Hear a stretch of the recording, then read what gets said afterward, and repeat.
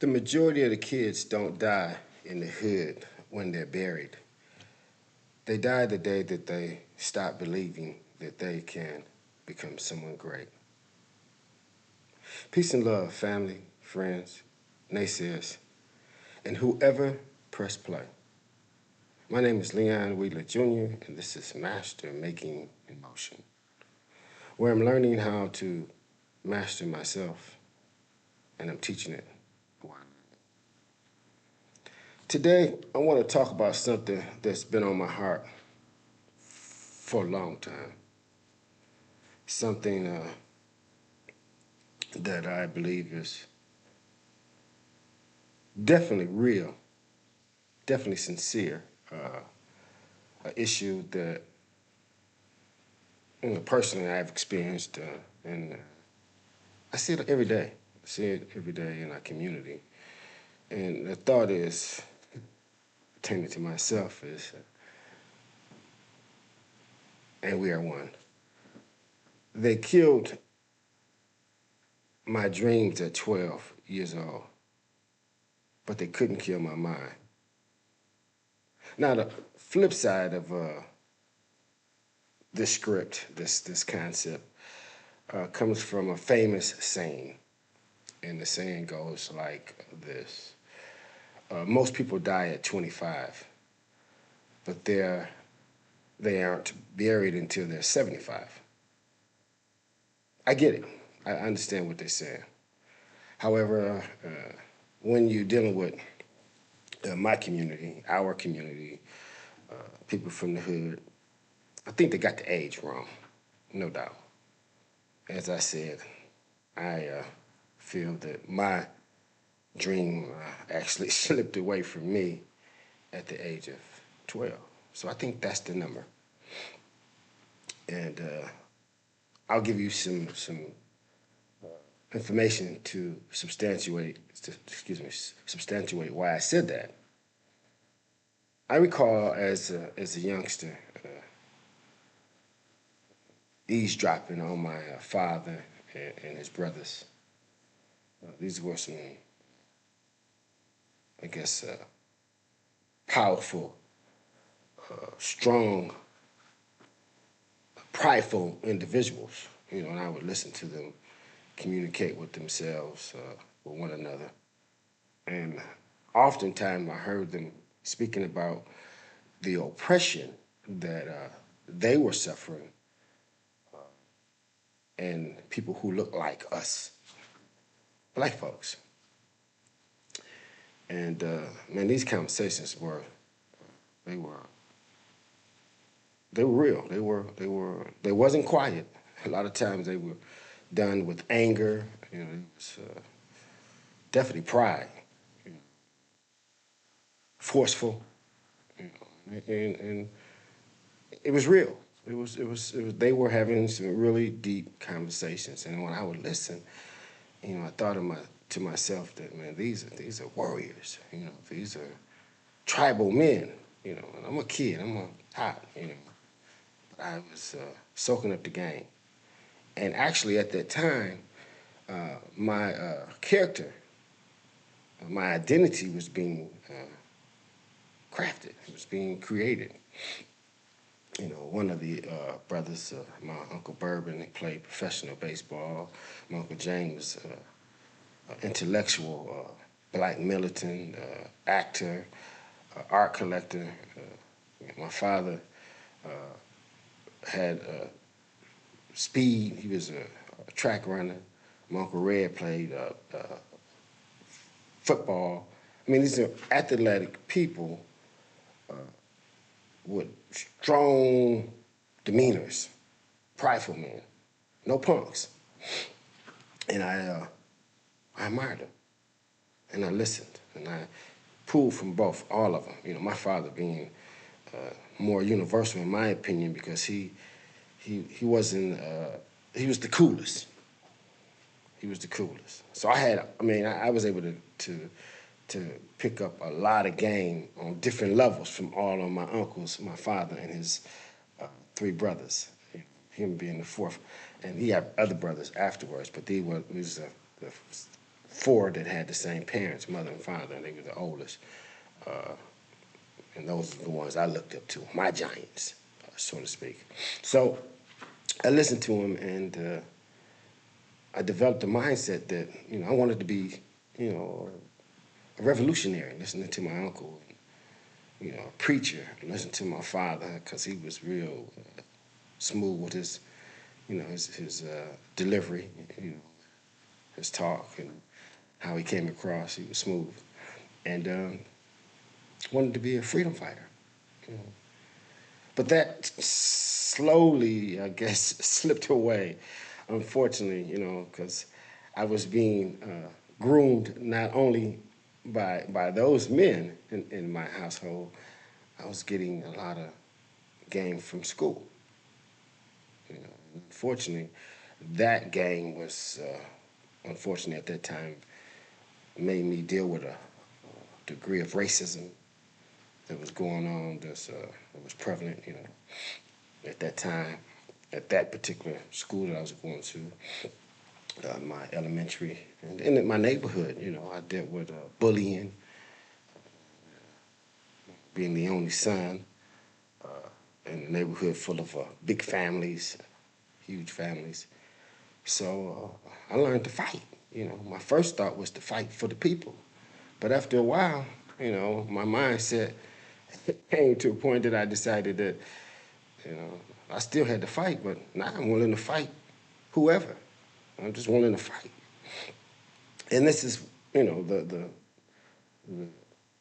mindset that was being developed. In 1975, they did school busing. In my neighborhood, again, it was just a very small group of blacks that went to my elementary. It was just Mayberry Elementary. In '75, they bused some neighboring black students to the school. I guess their mind was to try to integrate the area, because we're still coming from a real segregated community. Again, racism was going on. Blacks was at the bottom. So anyway, and I figured that was going to bring about I guess, some camaraderie, some balance in the relationship, but it didn't. It made it harder. So it seemed like to me the fighting escalated, racism escalated, and unfortunately, my heart, me becoming more harder, start escalating every year, I just became harder and harder and harder, and ready to do battle, go against and fight any injustice that I felt now was a personal attack on me. You know, so I was changing. Things was changing me. And so I had these influences in my household, in the neighborhood, and also in the school. 1979,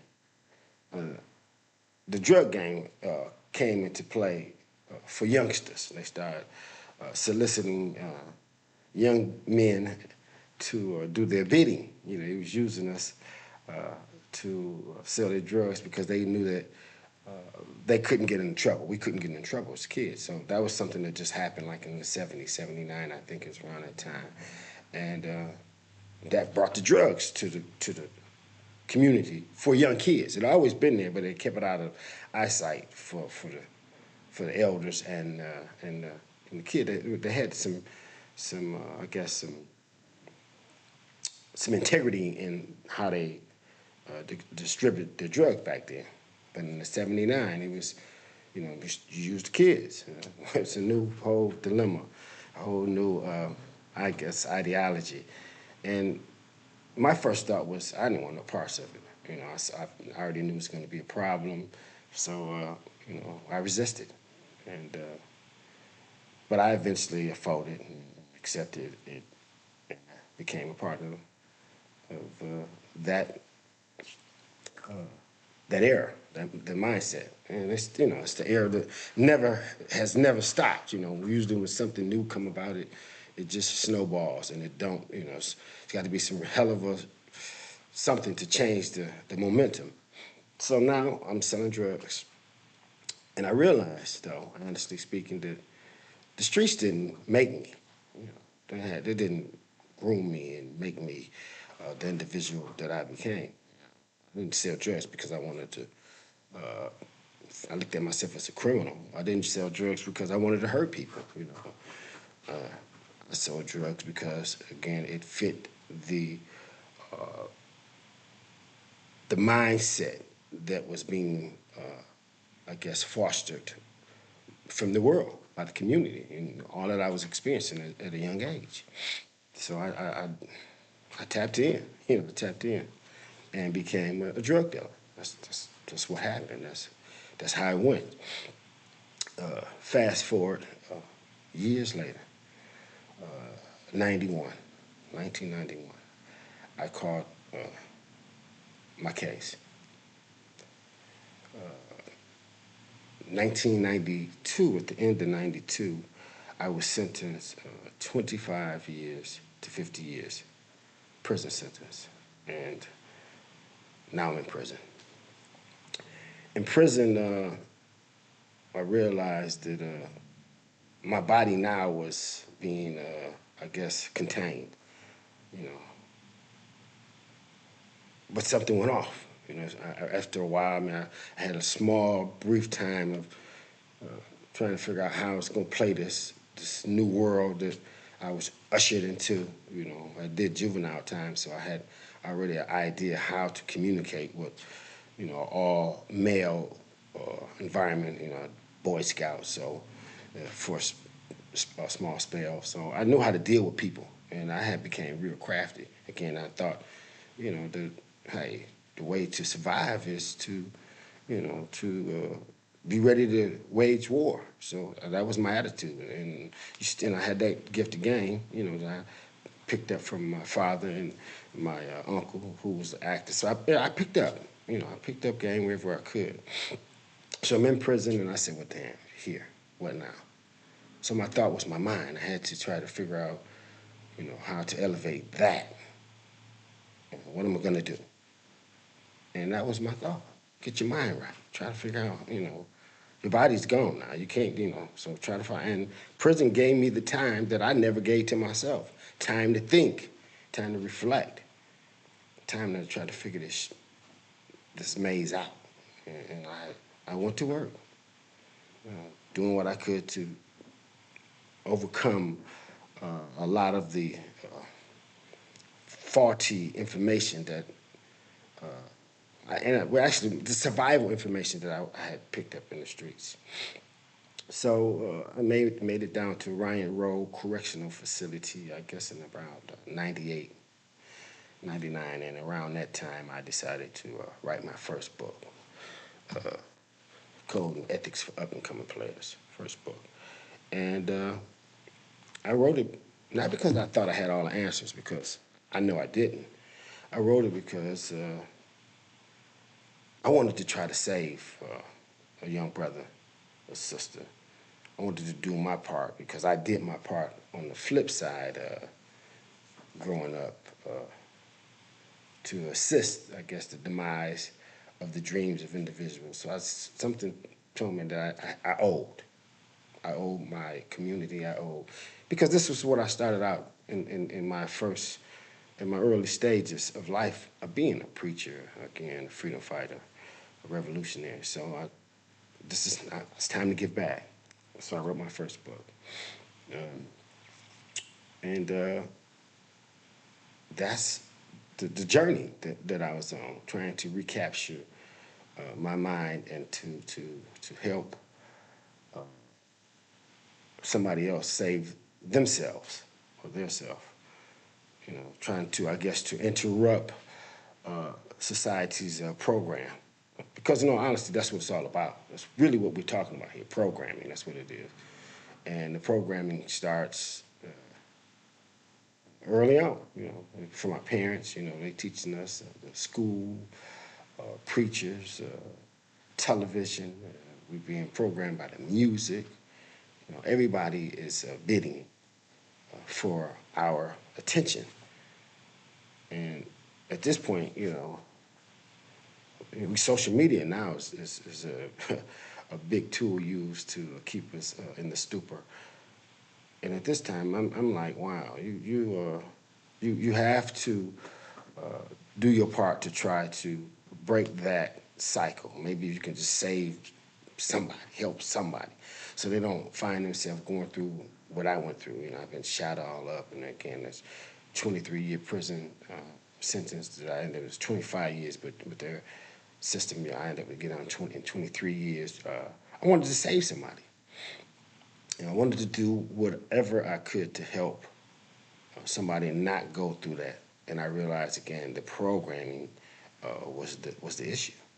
Breaking that cycle, learning how to think for myself, to think outside the box, to some form of liberation, mental liberation. So that was where I was at, and what I was doing. And now I knew, and that's how this channel come about. This channel was actually here because this is again my way of combating the programming this still exists now. And I guess the question is, we need to ask ourselves, what program are we under now? Is the programming that's going on? Because it's definitely here. We all been programmed. There's no doubt. We all been programmed. Now, is the program that we're taking in now, is that, because it's a lot of different programs, man. It's a lot of people bidding, and they all got their own system, their own way of trying to control or manipulate, persuade us to follow.